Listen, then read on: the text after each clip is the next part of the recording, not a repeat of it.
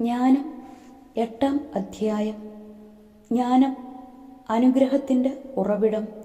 ഭൂമിയിൽ ഒരറ്റം മുതൽ മറ്റേ അറ്റം വരെ ജ്ഞാനം സ്വാധീനം ചെലുത്തുന്നു. അവൾ എല്ലാ കാര്യങ്ങളും നന്നായി ക്രമപ്പെടുത്തുന്നു. ഞാൻ യൗവനം മുതൽ അവളെ സ്നേഹിക്കുകയും അന്വേഷിക്കുകയും ചെയ്തു. അവളെ വരിക്കാൻ ഞാൻ അഭിലഷിച്ചു. അവളുടെ സൗന്ദര്യത്തിൽ ഞാൻ മതിമറന്നു. ദൈവത്തോടൊത്ത് ജീവിച്ച് തൻ്റെ കുലീന ജന്മം അവൾ മഹത്വപ്പെടുത്തുന്നു. എല്ലാറ്റിൻ്റെയും കർത്താവ് അവളെ സ്നേഹിക്കുന്നു.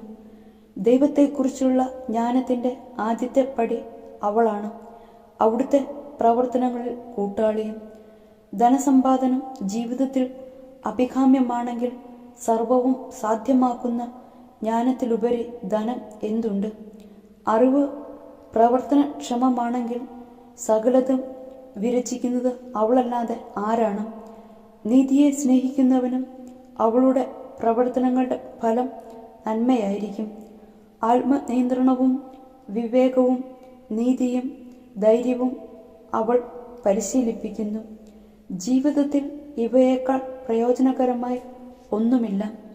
വിപുലമായ അനുഭവജ്ഞാനമാണ് നിങ്ങൾ ഇച്ഛിക്കുന്നതെങ്കിൽ അവൾക്ക് ഭൂതവും ഭാവിയും അറിയാം. മൊഴികളുടെ വ്യംഗ്യവും കടങ്കഥകളുടെ പൊരുളും അവൾക്കറിയാം. അടയാളങ്ങളും അത്ഭുതങ്ങളും അവൾ മുൻകൂട്ടി കാണുന്നു.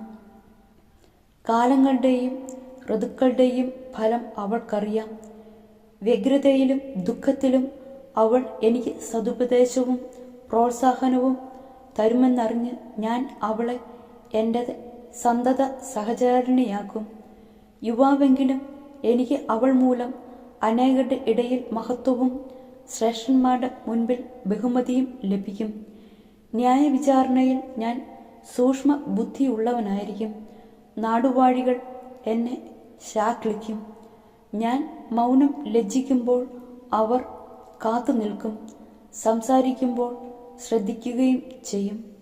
ഞാൻ ദീർഘമായി സംസാരിച്ചാലും നിശബ്ദരായി കേൾക്കും. അവൾ മൂലം എനിക്ക് അമർത്യത കൈവരും. പിൻഗാമികളിൽ എൻ്റെ സ്മരണ നിലനിൽക്കും. ഞാൻ ജനതകളെ ഭരിക്കും. രാജ്യങ്ങൾ എനിക്ക് അധീനമാകും. ഭീകരരായ ഏകാധിപതികൾ എന്നെക്കുറിച്ച് കേട്ട് ഭയചകിതരാകും. ജനം എന്നെ കഴിവുറ്റവനെന്ന് ഗണിക്കും. യുദ്ധത്തിൽ ഞാൻ ധീരനായിരിക്കും. വീട്ടിലെത്തി ഞാൻ അവളുടെ സമീപത്ത് വിശ്രമം അനുഭവിക്കും. അവളുടെ മൈത്രിയിൽ തിക്ത സ്പർശമില്ല. അവളോടൊത്തുള്ള ജീവിതം ദുഃഖരഹിതമാണ്. ആഹ്ലാദവും ആനന്ദവും മാത്രം. ജ്ഞാനത്തോടുള്ള ബന്ധത്തിൽ അമർത്യതയും അവളുടെ മൈത്രിയിൽ നിർമ്മലമായ മോദവും അവളുടെ പ്രവൃത്തികളിൽ അക്ഷയസമ്പത്തും സംസർഗത്തിൽ വിവേകവും അവളുമായുള്ള സംഭാഷണത്തിൽ യശസ്സും കുടികൊള്ളുന്നു എന്ന് ചിന്തിച്ച് എങ്ങനെ അവളെ സ്വന്തമാക്കാം എന്ന് തേടി ഞാൻ അലഞ്ഞു. ശൈശവം മുതലേ ഞാൻ അനുഗ്രഹീതനും നല്ലൊരു ഹൃദയം അവകാശമായി ലഭിച്ചവനുമാണ്. അഥവാ ഞാൻ നല്ലവനാണ്.